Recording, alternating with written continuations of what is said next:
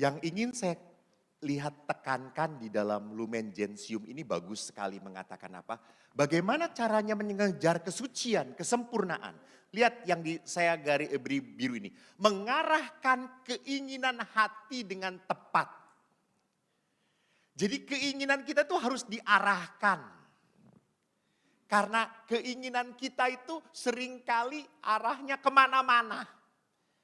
Kan kalau kita lihat sekarang setelah pandemi ini berkurang, semakin berkurang. Orang itu berpikir, Romo ziarah kemana?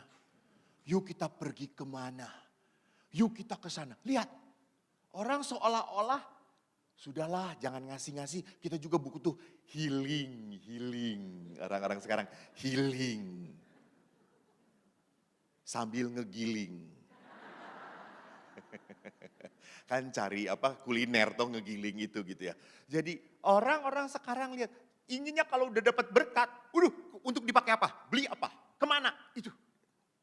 Meributkan ke sana. Maka kalau orang hanya meributkan tentang diri dia, maka orang itu tidak akan pernah punya waktu untuk memikirkan orang lain. Maka kita harus belajar apa? Mengatur keinginan kita pada hal-hal yang tepat. Dan yang kedua menarik, menggunakan hal duniawi ini, digunakan. Namanya berkat, dipakai, dikasih oleh Tuhan. Berkat itu anugerah, bukan musibah. Enggak, pakailah. Tetapi apa? Jangan melekat pada kekayaan. Tidak melekat. Jadi kalau hilang, ya sudah. Ya enggak apa-apa. Seorang anak SMA pernah cerita pada saya, Romo, saya itu Romo pernah naik motor tabrakan. Tabrakannya tunggal, saya licin, jatuh, saya nabrak pohon. Saya telepon kepada mama, Ma aku tabrakan. Mamanya langsung, motornya gimana?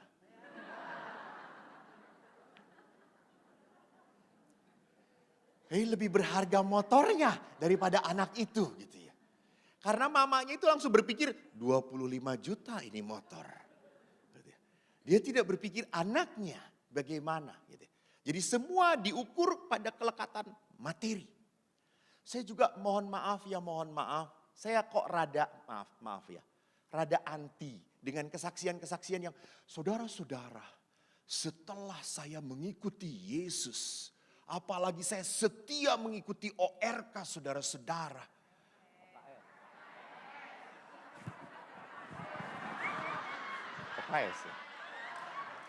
Tidak komentar. Waktu saya.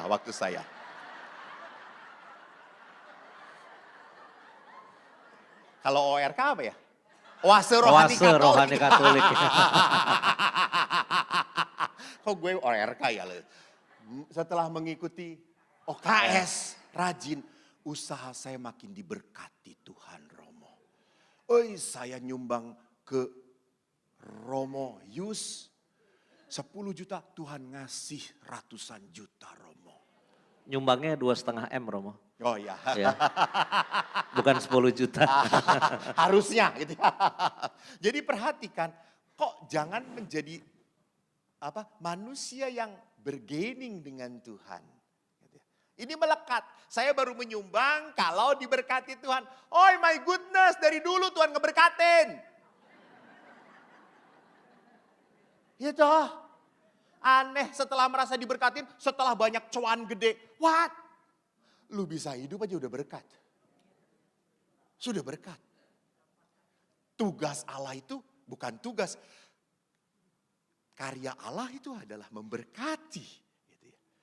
Jangan sampai kita melekat. Saya mau kalau ini. Romo nanti gereja Romo akan saya sumbang. Kalau nanti saya dapat lotre ya Romo. Beli lotre aja kadang tidak pernah gitu ya. Itu aneh tuh. Maka Bapak Ibu ada 3 hal yang ingin saya tekankan. 3 pola injili untuk melawan godaan. Untuk masuk ke dalam kekudusan. Ini tidak penting, ini hampir sama dengan yang 3 ini. Nah ini. Pertama memang karena saya seorang biarawan. Beliau rohaniwan. Di biara itu kami mengucapkan kaul, kemurnian, kemiskinan, dan kemiskinan. Lalu di sini dikatakan kesucian, kemurnian apa? Lekatkan hidupmu pada Tuhan. Lekatkan hidupmu pada Tuhan. Bapak Ibu, tolong jangan pernah berpikir itu mah hanya untuk para imam, para suster, biarawan. No, no, no. Justru makin yang membutuhkan supaya bertahan adalah suami istri. Suami istri. Mengapa gitu? Bu, Pak, tanya Romo Yus, saya juga sama. Yang banyak datang minta didoakan itu suami istri. Jarang saya datang kepada Romo Yus, bro doain gue, jarang. Mungkin bro akan berkata, apaan sih lu? Suami istri, kenapa? Karena begitu beratnya. Anda harus memikirkan pasangan Anda yang makin dipikirin makin nyebelin. Anda harus memikirkan usaha Anda, anak-anak Anda, cucu-cucu Anda, semua dipikirkan. Romo Yus kan tinggal telepon doang. Orang langsung berbelas kasih. Jadi Bapak Ibu yang membuat Anda kuat bertahan sekali lagi hanya doa. Sebuah kesaksian yang selalu saya bawakan pada saat saya berbicara adalah kesaksian seorang ibu. Ibu beranak 3, dia kerja. Dia punya suami juga bekerja. Tetapi suatu saat dia harus menghadapi kenyataan bahwa suaminya tertarik dengan wanita lain dan pergi meninggalkan dia. Begitu saja. Hebatnya ibu ini tidak ada keinginan untuk mengurus perkawinannya. Enggak. Ngapain? Saya tetap suaminya dia. Bagus. Rupanya hanya ibu yang lebih cepat. Ibu ngomong kata, saya tetap istrinya dia. Kapanpun dia datang, saya tetap terima dia sebagai suami saya. Dan laki-laki ini pergi dengan wanita lain. Setelah beberapa tahun balik lagi kepada istri yang pertama. Dan si istri yang pertama ini merawat anak-anaknya dengan baik. Dan setelah suami ini pulang dalam keadaan piansui. Tidak bisa apa-apa. Dia ditinggalkan oleh istrinya yang kedua. Dan apa yang terjadi? Si istrinya menerima, merawat. Anda tahu komentar teman-teman istrinya?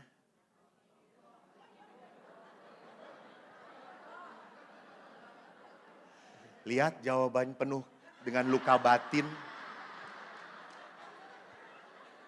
Bu Cun nanti bahas tentang luka batin. Bu Cun, bodoh, tolol, perempuan blow on.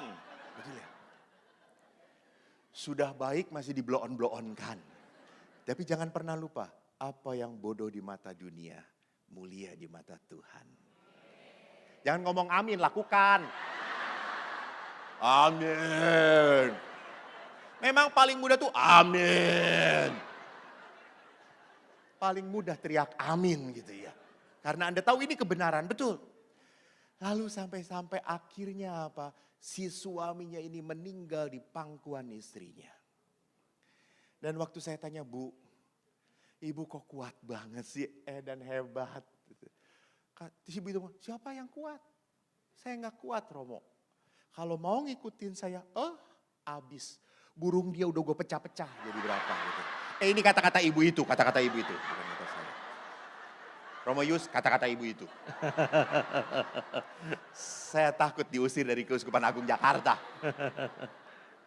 Ini ibu itu ngomong, udah gue cabik-cabik gitu, abis gitu. Tetapi apa?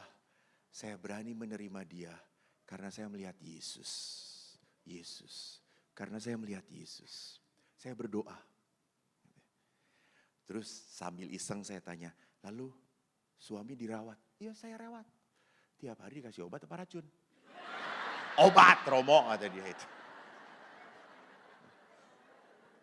Jadi Bapak Ibu ingat Banyak hal dalam kehidupan yang tidak bisa kita hadapi. Saya percaya itu.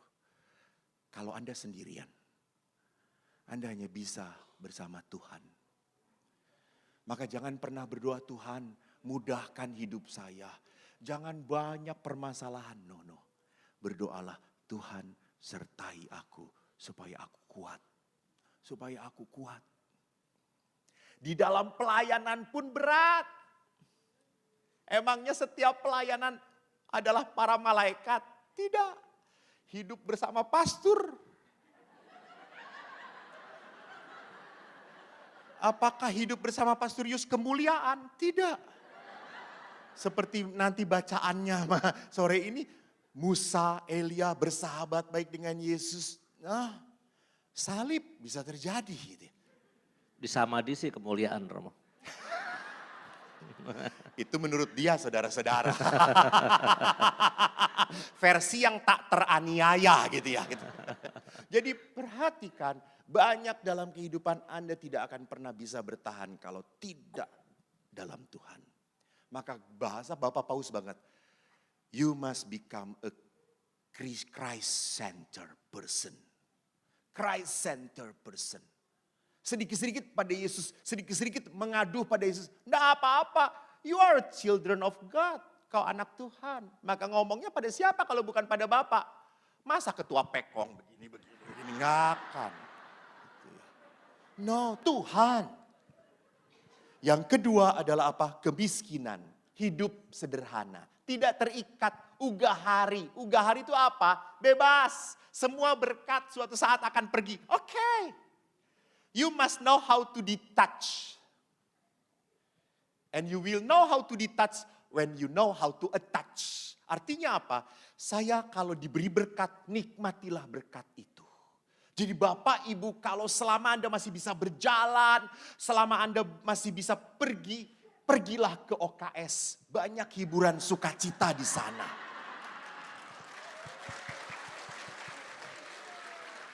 Ini sudah saat-saatnya terakhir. Ini Jadi lagi kalau di akhir itu harus ada pujian. supaya Amplopnya makin supaya tebal. honornya naik. Jadi kalau selama Anda masih diberi kesempatan kehidupan, Allah itu mau menjadikan apa? Hidup berarti. Gitu. Jangan jadi, Romo saya tuh udah hidup, sudah menantikan Tuhan memanggil saya. Kata saya tuh, Oma gak akan dipanggil-panggil, Oma kan budak, kata saya tuh. Oma mah langsung disambat petir, gak akan nih. Jadi hidup itu dalam kemiskinan apa? Ugahari. Punya ya sudah, hilang ya sudah. Gitu ya. Mudah. Gitu ya. Bisa menerima dan bisa juga sadar untuk membagikan. Yang terakhir adalah apa? Ketaatan. Ketaatan kepada apa? Allah sendiri. Kepada gereja. Maka kalau gereja itu mengatakan tidak, ya tidak. Setialah. Kalau gereja mengatakan ini yang benar, ya ikuti gereja. Bapak Ibu ingat, yang menyelamatkan kita bukanlah kebaikan kita. Enggak mungkin. Kalau kita itu punya cara prinsip bahwa kita nanti di surga itu ditimbang. Ya, ini kebaikan, ini kejahatan. Saya yakin sebaik apapun Romo Yus. Ini kebaikan, ini kejahatan. Ingat ya, sebaik apapun Romo Yus, tetap diampuni Tuhan. Anda terjebak. Ini kan saat terakhir harus naikin dia. Bapak Ibu, sekali lagi saya katakan, bukan kehebatan kita, tetapi kesetiaan kitalah yang berkenan pada Tuhan. Tuhan memberkati. Terima kasih.